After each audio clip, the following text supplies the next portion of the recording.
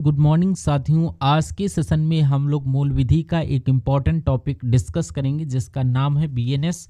Full form में कहते हैं भारतीय न्याय संहिता। तो बीएनएस एक भारतीय न्याय संहिता बहुत ही ज़्यादा इम्पॉर्टेंट टॉपिक है। इस टॉपिक को हम लोग बहुत ही अच्छे से डिस्कस करेंगे क्योंकि मूल विधि के इस टॉपिक से आपके प्रीवियस ईयर में क्वेश्चन भर भर के पूछे गए हैं जो आपके एग्जाम हुए हैं। तो क्यों ना इस टॉपिक को बहुत ही हलवे तरीके से समझाया जाए ताकि आपका कोई भी क्वेश्चन यहाँ पर छूटने ना पाए। तो हम लोगों को क्या करना है, यहाँ पर बीएनएस पढ़ेंगे और बीएनएसएस और बीएसए, इन तीनों टॉपिक को हम एक साथ डिस्कस करेंगे। तो यहाँ पर पूरा वीडियो आपको देखना है और बहुत ही इजी माध्यम से बताया जाएगा और आप सभी को स्टार्टिंग टू एंड तक आपको देखना होगा।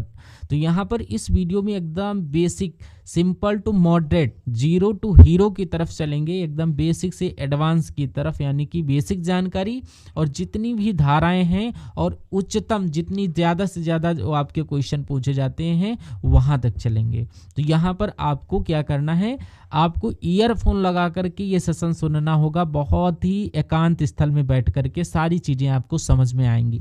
जो भी साथी लोग इस चैनल पर नए विजिट कर रहे हैं और ये अभी तक चैनल को सब्सक्राइब नहीं किया तो उसको सब्सक्राइब करके रखिए ताकि जो भी आपको सेशन प्रोवाइड किया जाए उसकी नोटिफिकेशन मिलती रहे और आप हमारे सेशन को वॉच कर सकते हैं।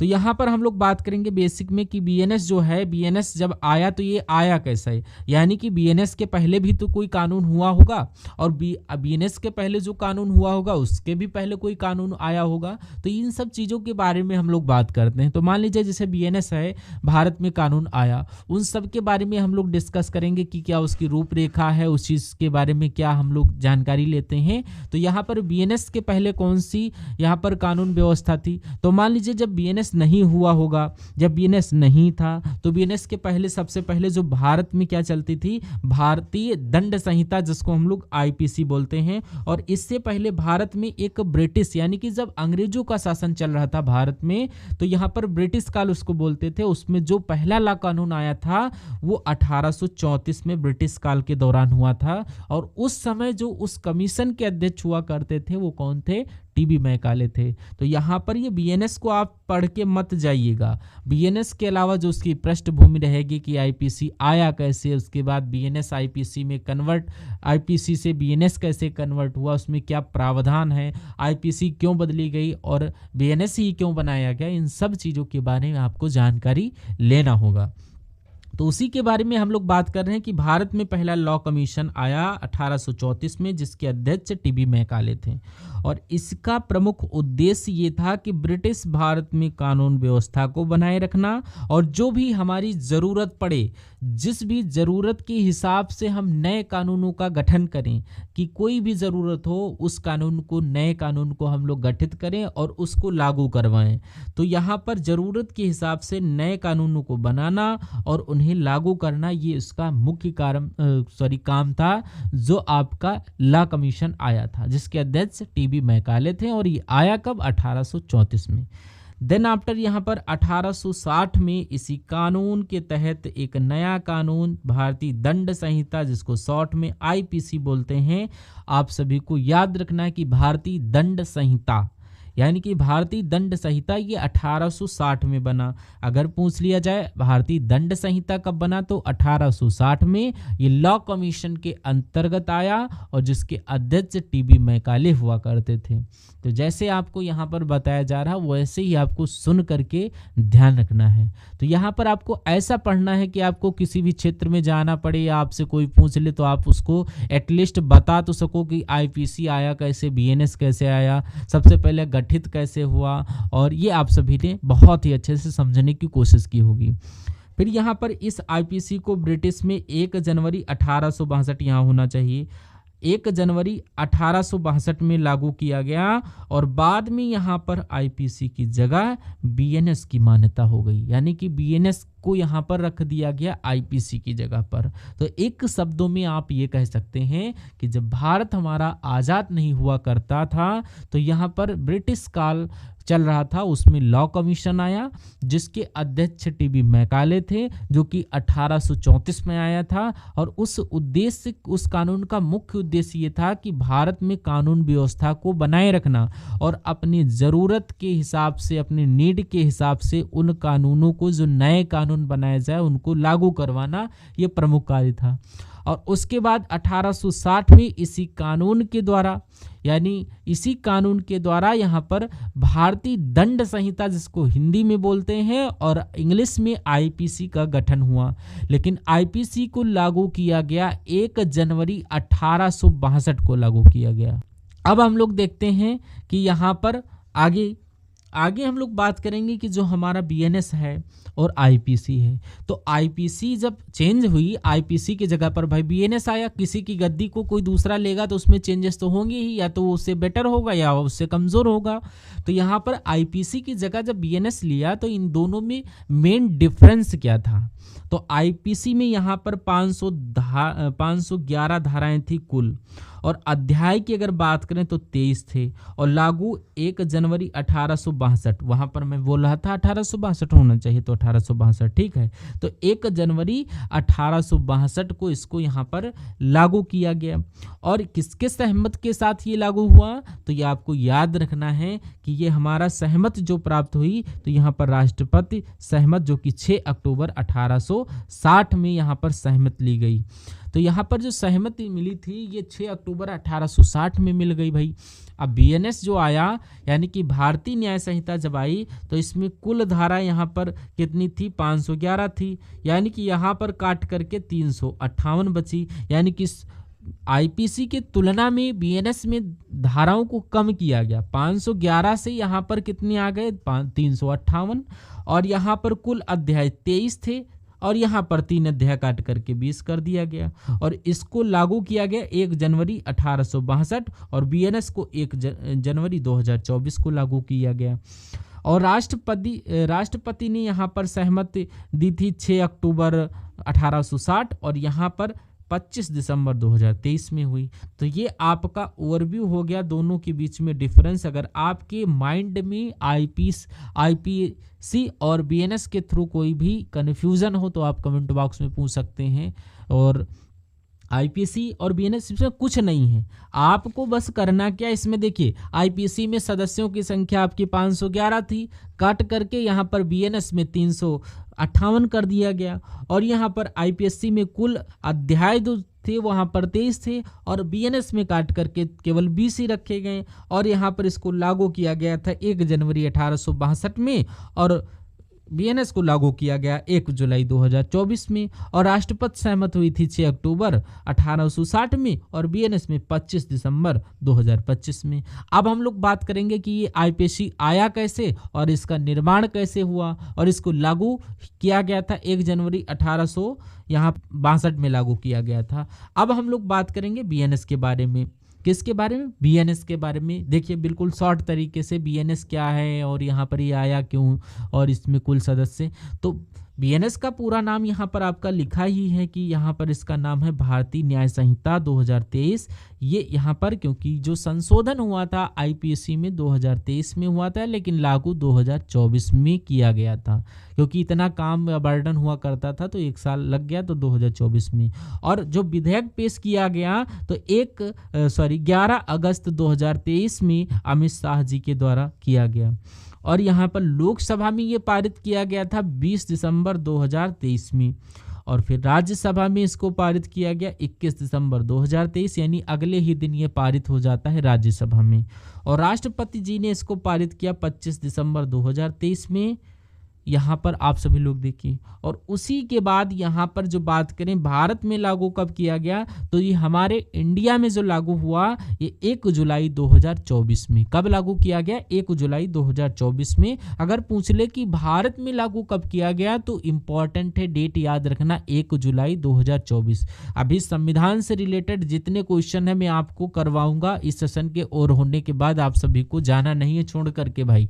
आपको एक क्लास मिलेगी जिसमें टॉप संविधान के 100 क्वेश्चन से लेकर आऊंगा, जो कि आपके पूरे संविधान को खलखोल कर रख देंगे। तो उन सभी क्वेश्चंस को वॉच करिएगा, आपके लिए इंपॉर्टेंट होंगे। अगर धाराओं की बात करें तो इसमें धाराएं 358 और भाग 20 थी, और 3 जो नए कानून थे बीएनएस और बीएनएसएस और बीएसए, ये 3 नए कानून यहाँ पर बनाए गए। तो इनको हमको बहुत ही ध्यानपूर्वक पढ़ना होगा, और इसमें हम लोग बीएनएस का चैप्टर पढ़ते हैं, आप सभी को बहुत ही ध्यानपूर्वक यहाँ पर पढ़ना है। देन आफ्टर जो 2 टॉपिक आपके शेष बचे हुए हैं उनके बाद हम लोग उसको रीड करेंगे, पढ़ेंगे। तो यहाँ पर बीएनएस के बारे में एक बेसिक स्ट्रक्चर आपने समझा कि लोकसभा में कब आया, राज्यसभा में कब आया, और राष्ट्रपति की पुष्टि कब की गई, कितने नियम हैं, कुल धाराएं कितनी हैं, और किसके द्वारा ये विधेयक पेश किया गया। इन सभी चीज़ों को आपने बेसिक स्ट्रक्चर के माध्यम से समझने की कोशिश की होगी। अब हम बात करेंगे कि यहाँ पर जो प्रमुख परिवर्तन हुई, यानी कि बीएनएस जो आया, उसके बाद यहाँ पर बीएनएस को लागू किया गया, और बीएनएस को लागू किया गया था 1 जुलाई 2024 में, यानी कि 1 जुलाई 2024 में। तो यहाँ पर प्रावधान क्या हुए, आईपीसी में धाराओं की संख्या 511 से 358 कर दी गई, यानी कि घटा दी गई। ये पॉइंट आपको हेड मतलब रखना है हाईलाइट करके। और 20 नए अध्याय आए, 23 थे उसमें, और यहाँ पर कुछ नए, यानी कि यहाँ पर कुछ 20 नए अपराध इसमें जोड़े गए, और कई अपराधों के लिए अनिवार्य न्यूनतम सजा का प्रावधान किया गया। जैसे कि यहाँ पर 6 छोटे अपराधों के लिए सामुदायिक सेवा का प्रावधान किया गया है, और कई अपराधों का जुर्माना भी बढ़ाया गया है, और कई अपराधों में सजा की अवधि भी बढ़ाई गई है। देखिए यहाँ पर जो धाराएं हैं, तो 358 जो धाराएं हैं, तो आपको टोटल क्या इन सबको पढ़ना होगा? बिल्कुल नहीं पढ़ना होगा। जो यहाँ पर चेंज हुई हैं, यानी कि यहाँ पर 20 नए जो अपराध जोड़े गए हैं, तो आपको यहाँ पर 20 नए अपराधों से क्वेश्चन पूछे जाएंगे, ना कि मेरे भाई 358 से। आपको वो चीज़ें पढ़नी है जहाँ से क्वेश्चन बनने की मेरे भाई संभावना होती है। यहाँ पर ये थोड़ी ना कि तुम पूरा खंगाल के रखो, नहीं, जो आपका इंपॉर्टेंट है उसको पढ़ना है। अब यहाँ पर कई अपराध ऐसे हैं जहाँ पर जुर्माना कम था, उनको बढ़ा दिया गया, और सजा कम थी तो सजा को बढ़ाया गया। तो ये जो प्रमुख परिवर्तन थे, हम लोगों को उनको बस पढ़ना है। अब विशेषताएं जो थी, इनकी विशेषताएं ये थी कि यहाँ पर महिलाओं और बच्चों के खिलाफ अपराधों को एक अध्याय में संकलित किया गया, और 69 धारा जो कहती है कि झूठे वादे पर यौन संबंध बनाने पर सख्त सजा का प्रावधान, और 70(2) के यहाँ पर सामूहिक बलात्कार की सजा के लिए जो सजा हो सकती है, जेल हो सकती है, आपको फांसी तक भी दी जा सकती है, ये प्रावधान जोड़े गए धारा 70 के 2 में। ये इंपॉर्टेंट है। अब यहाँ पर अगर मैं बताऊं कि यहाँ पर ये जो प्रमुख विशेषताएं हैं, इनके यहाँ पर कारण, इन सभी चीज़ों को हम लोग यहाँ पर डिटेल से समझेंगे, ठीक है। अब देखिए हम लोग बात करते हैं यहाँ पर मोस्ट जो आपकी प्रमुख विशेषताएं हैं, उसके बाद जो नए प्रावधान जोड़े गए हैं उन सब चीज़ों के बारे में हम लोग स्टडी करते हैं। जैसे कि देखिए बीएनएस 2023 में नए कौन से प्रावधान जोड़े गए, तो यहाँ पर इनको हमको ध्यान रखना है। कह रहा है इसमें बीएनएस में जितने भी प्रावधानों को इसमें जोड़ा गया वह ब्रिटिश काल में बने आईपीसी में शामिल नहीं थे, यानी कि आईपीसी में शामिल नहीं थी। ऐसे यहाँ पर प्रावधान जोड़े गए जो यहाँ पर आईपीसी में नहीं शामिल थे। जैसे कि यहाँ पर एक जोड़ा गया धारा 2 का 3। धारा 2 का 3 क्या था?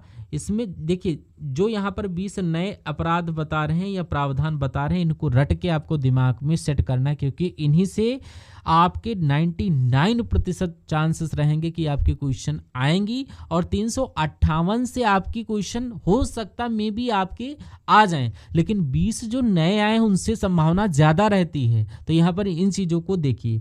और यानी कि यहाँ पर धारा 2 के 3 में यहाँ पर बालक की परिभाषा, यानी कि वो 18 वर्ष का अगर हो चुका है तो वो बालक हो जाएगा, यानी कि यहाँ पर अगर इससे कम का व्यक्ति है तो नाबालिग।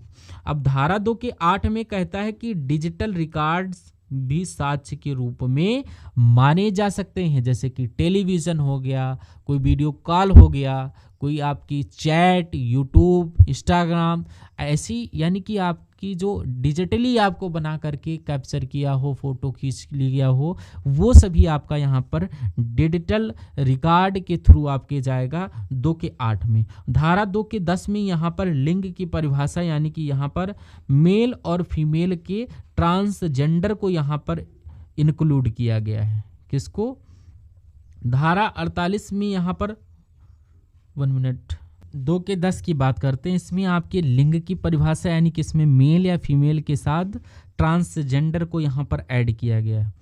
अब यहाँ पर अगर आपसे पूछा जाए कि 48 धारा 48 में ये है कि यहाँ पर अगर भारत के बाहर किसी अपराध को आप दुष्प्रेरण करते हो, भारत यानी इंडिया के आउट यानी कि किसी आउट ऑफ कंट्री में हो, वहाँ पर ऐसे गलत काम करते हो, तो वहाँ पर ये जो गलत कार्य की रिपोर्ट वगैरह जो होगी वो धारा 48 के अंतर्गत आएगी। जो धाराएं लगाएगी उसके तहत आपको सजा दी जाएगी। धारा 69 ये है कि झूठे वादे करके उसमें लैंगिक संबंध बनाना, ये इसमें 10 साल की सजा का यहाँ पर प्रावधान किया गया है। यहाँ पर आपको याद रखना है।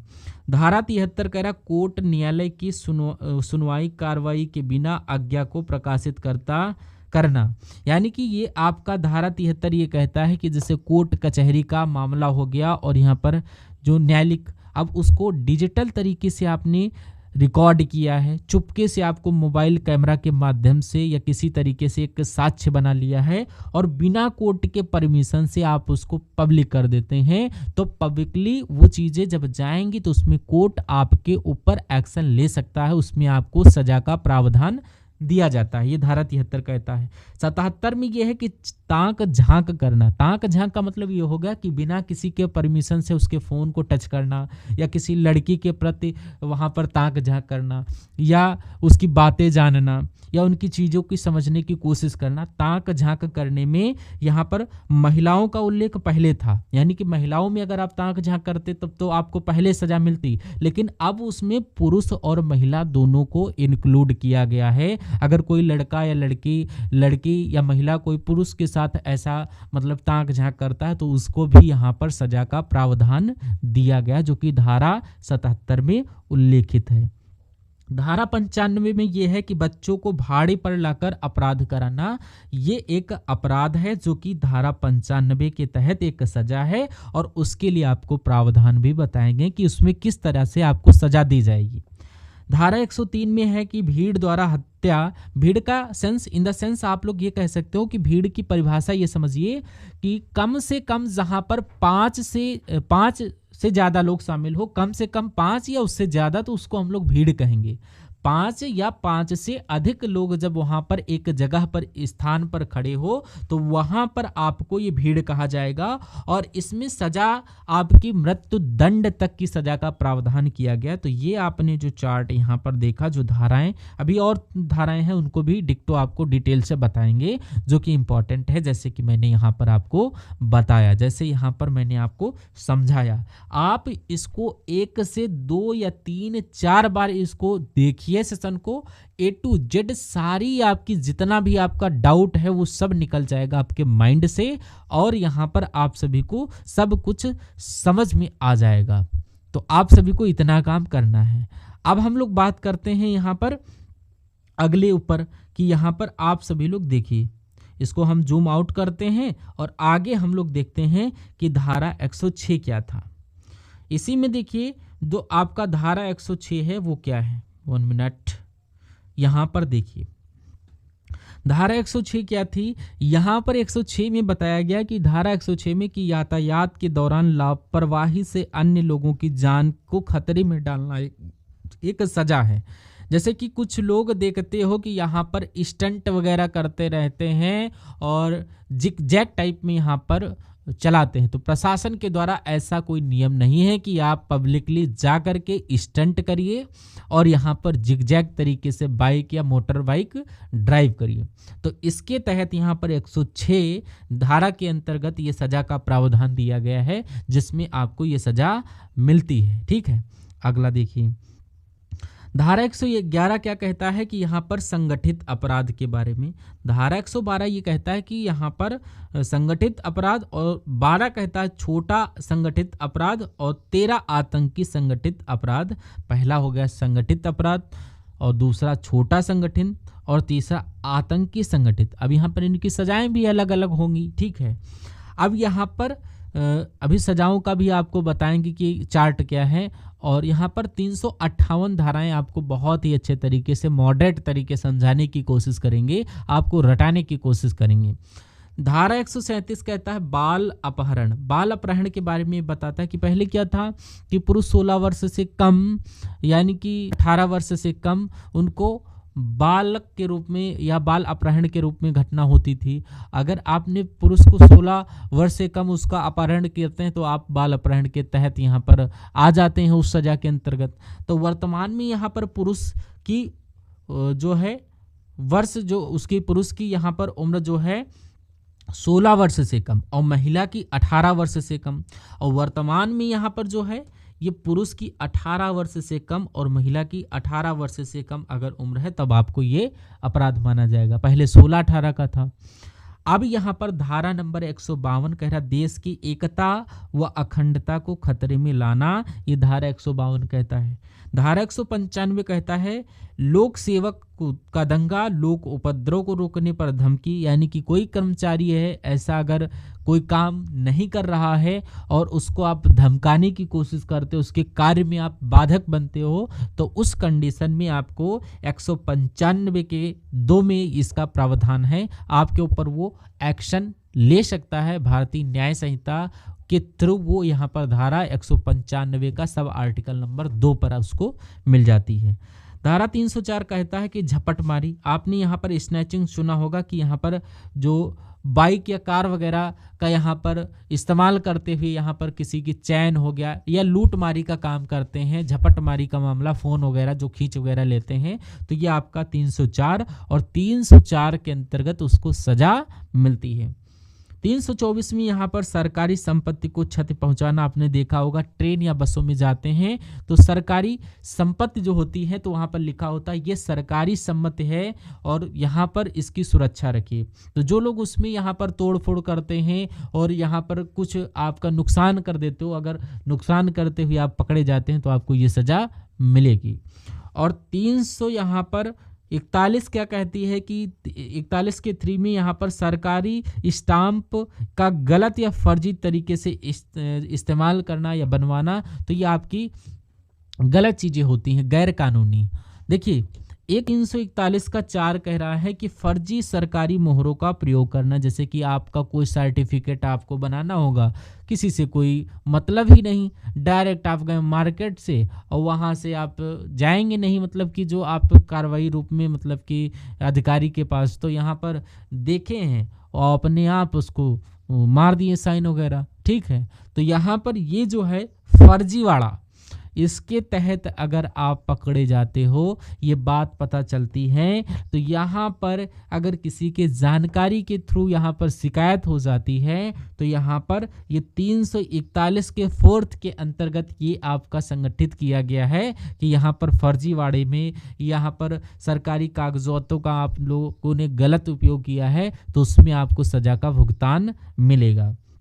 तो इसका उल्लेख 341 के 4 में किया गया है। अब यहीं पर आपको देखना है ये सारी जो मैंने बैकवर्ड की चीज़ें बताई जो कि आपके नए अपराध थे, और आपसे यहाँ पर अगला जो स्टेप है जो कि मोस्ट इम्पॉर्टेंट है, अब इन सभी चीज़ों को आपको अच्छे से कवर करना है मेरे भाई। जहाँ पर आप सभी का टाइम 1 घंटा लग रहा हो, 1.5 घंटा लगा दो, लेकिन अच्छे से कवर करिए क्योंकि ये इम्पॉर्टेंट हैं, चीज़ों को बहुत ही तरीके से यहाँ पर आप सभी को लाया जाता है। तो आपको यहाँ पर बस वॉच करके आपका ही तो फायदा है, तो यहाँ पर आप सभी को देखना है। तो यहाँ पर देखिए अगला, देखिए यहाँ पर हम लोग बात करेंगे कि भारतीय दंड संहिता जो कि आईपीसी की धाराएं हैं, और यहाँ पर बीएनएस कर लीजिए, बीएनएस यहाँ पर थोड़ा सा मिसप्रिंट हुई है। तो यहाँ पर आईपीसी की धारा और बीएनएस की धारा में जो आपके चेंजेस हैं वो क्या आए हैं, उन सभी चीज़ों को समझने की ज़रूरत है। जैसे कि यहाँ पर आईपीसी की जो धाराएं थीं वो पहले से अब बीएनएस में आई हैं। जैसे पहले आपकी जो मर्डर था, यानी कि यहाँ पर 302 नंबर धारा थी, आईपीसी के तहत सजा होती थी, लेकिन वो अब चेंज होकर के बीएनएस में धारा 103 के 1st के तहत आपकी सजा होगी। और अगर आपने हत्या करने की कोशिश भी की तो यहाँ पर मुकदमा पहले 307 के तहत लिखा जाता था, अब वो 109 के तहत लिखा जाएगा, ठीक है। 1 मिनट। और यहाँ पर उपेक्षा के द्वारा मृत्यु कार्य 304 के ए में था, अब 106 में है। और आत्महत्या के लिए किसी व्यक्ति को उकसाना ये 306 में था, अब ये 108 में हुआ। और आत्महत्या का प्रयास करना ये 309 में था, अब ये 226 में। मारपीट करना 323 में था, अब ये 115 में। और जान से मारने की किसी को धमकी देना ये 506 में था, लेकिन अब ये 351 में हो गया। किसमें? 351 में हुआ। तो ये जो धाराएं जो आपकी हैं ये आपकी मोस्ट इंपॉर्टेंट है, यहाँ पर आप सभी को देखना है। जो यहाँ पर आईपीएससी लिखा है यहाँ पर बीएनएस कर लेना कि कौन कौन सी धाराएं यहाँ पर चेंज हुई हैं, इन पर आप सभी को काम करना है। अब हम लोग देखेंगे कि जैसे कि आईपीसी में धारा है और बीएनएस में, यहाँ पर भी बीएनएस कर लेना। अब यहाँ पर जो आपकी लूटपाट की जो धाराएं थी यहाँ पर ये 392 में थी, अब ये 309 के 4 में थी। अब यहाँ पर लूट का प्रयास करना 393 में थी, अब ये 309 के 5 में थी। लूट के दौरान हत्या का प्रयास करना ये 394 में थी, अब 309 के 6 में है। और यहाँ पर डकैती करना 395 में थी, अब ये आपका 310 के 2 में आ गई। तो इस तरीके से आपको ये सजा दी जाती है। आप इसको स्क्रीनशॉट ले लीजिए, बहुत ही मोस्ट इंपॉर्टेंट है। इसमें सभी है धोखाधड़ी, कूट रचना, न्यायालय अभिलेख की कूट रचना करना, प्रतिभूत बिल की कूट रचना, छल प्रयोजन की कूट रचना, कूट रचित दस्तावेज अभिलेख या कूट रचित दस्तावेज प्रयोग, जो कि आपकी यहाँ पर आईपीएससी में इस नंबर पे थी, अब यहाँ पर चेंज करके बीएनएस में यहाँ पर ऐसे आ गई। इसको सही कर लेना, यहाँ पर इधर बीएनएस है, ठीक है। तो ये आपका इंपॉर्टेंट है कि यहाँ पर आ जाता है, ठीक है। इसको आप सभी लोग यहाँ पर स्क्रीनशॉट ले लीजिए। अब यहाँ पर देखिए हम लोग बात करेंगे कि महिला से संबंधित कुछ धाराएं विशेष हैं जो आपकी हाईलाइटेड हैं और यहाँ पर महिला व बालिकाओं से रिलेटेड हैं। जैसे कि आपका छेड़छाड़ करना 354 पहले धारा लगती थी जिसमें आपकी सजा लगती थी, अब ये 74 के तहत।